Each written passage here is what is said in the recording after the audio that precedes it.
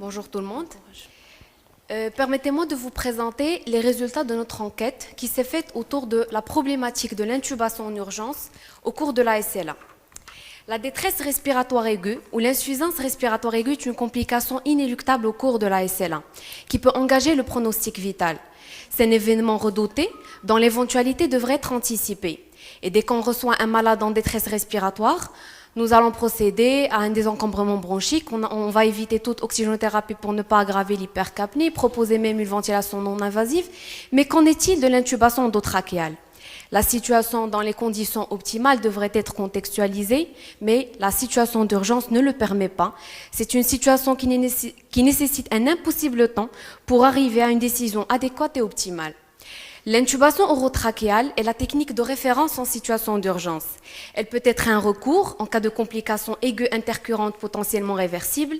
La décision d'intuber ou pas pose plusieurs problèmes, tant pour le neurologue que pour le réanimateur, qui est en face de l'urgence, celui qui va pratiquer le geste, qui est là à dire est-ce qu'il faut intuber ou pas le malade.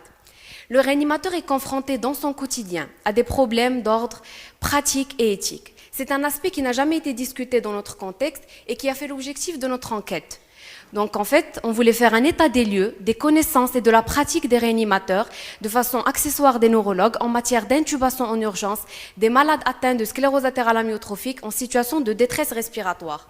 Nous avons opté pour une étude d'observation à visée descriptive chez les médecins réanimateurs du département de réanimation anesthésie du CHU de Casablanca, chez les neurologues de tous les CHU et du secteur libéral, et nous avons collecté nos données grâce à un questionnaire simple, direct pour les réanimateurs et informatisé pour les neurologues.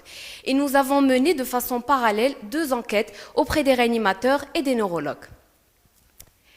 Alors nous avons obtenu 35 réponses auprès des réanimateurs. 34% d'entre eux ont déjà été confrontés à une situation de détresse respiratoire ou à gérer une détresse respiratoire aiguë chez un patient SLA, dont 31% seulement ont indiqué l'intubation en urgence. De façon comparative, des 40 neurologues qui ont répondu au questionnaire, 60% étaient déjà confrontés à une telle situation et 7,5% ont indiqué l'intubation et 10% pourraient indiquer éventuellement une intubation en urgence. Les réanimateurs qui ont choisi d'intuber les malades, c'était pour principalement protéger les voies aériennes dans 77% des cas et dans 80% parce que c'était le seul geste salvateur à faire. Dans 25% des cas parce que la réalisation de la vigne était difficile aux urgences et dans 23% des cas parce que le patient était jeune.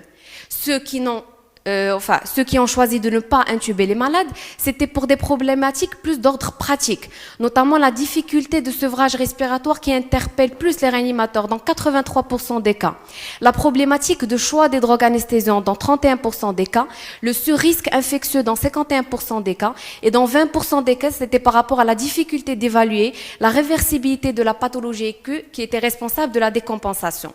On a posé la même question aux neurologues. A priori, la difficulté de sevrage respiratoire interpelle moins les neurologues. Le neurologue ne va pas indiquer l'intubation pour ne pas prolonger la souffrance du malade ou parce que la pathologie est réputée avoir un pronostic sombre dans 23% des cas. Alors, qu'en est-il des directives anticipées au cours de la sclérose latérale amyotrophique?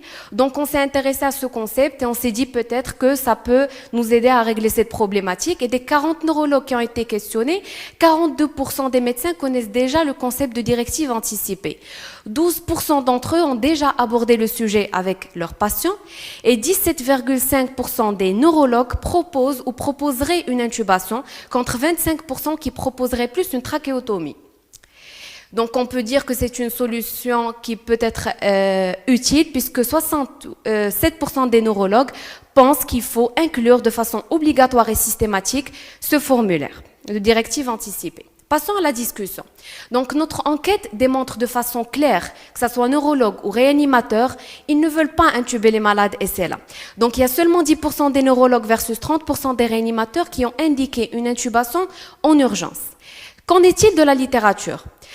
Alors, nous avons retrouvé une enquête qui a interrogé les neurologues et des 86 patients SLA qui avaient les critères d'indication de ventilation, seulement 7 étaient intubés, ce qui nous fait un pourcentage de 8%. Donc, on peut dire qu'on est presque dans les mêmes pourcentages, 8% dans l'étude versus 10% pour les neurologues des CHU. Par contre, les réanimateurs qui ont indiqué l'intubation, avait une proportion de 30%, et on s'est dit, qu'en est-il de la littérature? On a trouvé la même enquête qui a été faite sur 1445 réanimateurs. Seulement 465 des réanimateurs ont répondu que dans 93% des cas, ils vont indiquer l'intubation.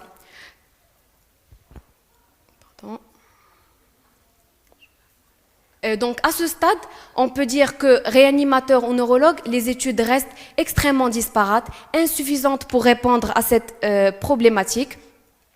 Et les problèmes sont d'ordre plus éthique et pratique. Donc on a essayé de résumer un peu. Alors les problématiques d'ordre éthique, c'est qu'on ne connaît rien sur le statut du malade, sur sa famille, son contexte socio-culturel. Certaines convictions religieuses peuvent s'opposer à la pratique de l'intubation. La crainte médico-légale, il n'y a aucune loi claire et réglementée dans notre contexte marocain, aucune loi qui va protéger ce médecin, qui va respecter le souhait du patient, et que le réanimateur qui est confronté directement à cette situation, intubé ou pas, il n'a pas participé à la réflexion préalable qui a pu avoir lieu, d'où l'intérêt de ces directives anticipées. Les réanimateurs aussi sont confrontés à des choses plus d'ordre pratique, notamment quelle drogue utiliser pour l'induction, la difficulté du sevrage respiratoire, la difficulté d'évaluer la réversibilité. Dès qu'il va intuber le malade, il n'a aucun moyen d'évaluer la réversibilité de la pathologie aiguë qui a décompensé la sclérose latérale amyotrophique. Et des fois, il n'y a pas que le réanimateur aux urgences, possiblement des urgentistes qui ne connaissent rien sur la sclérose latérale amyotrophique, avec cette grande tendance à l'intubation. Tous ces facteurs compliquent toute intervention thérapeutique, d'où la nécessité d'une prise en charge standardisée et bien codifiée aux différents stades de la maladie, une implication des différents intervenants, neurologues et réanimateurs, pour améliorer la prise en charge et la qualité de vie des patients en fin de vie, et améliorer peut-être ce concept de directive anticipée. Pour conclure, l'insuffisance respiratoire aiguë est un événement redouté qu'il faut savoir anticiper. Deux problématiques auxquelles on est confronté, d'ordre éthique et pratique. Le réanimateur des urgences est le premier maillon de la chaîne qui va recevoir le malade, et c'est là en détresse respiratoire. Et du fait de manque de recommandations claires qui sortent en la matière, il faut peut-être penser à faire une réflexion locale entre nous qui prend en considération notre contexte marocain, sortir avec nos propres recommandations, les partager avec nos collègues réanimateurs et collaborer de façon plus étroite avec eux pour homogénéiser la prise en charge, et pourquoi pas se référer de l'expérience de nos confrères oncologues quant à l'organisation des soins palliatifs. Je vous remercie.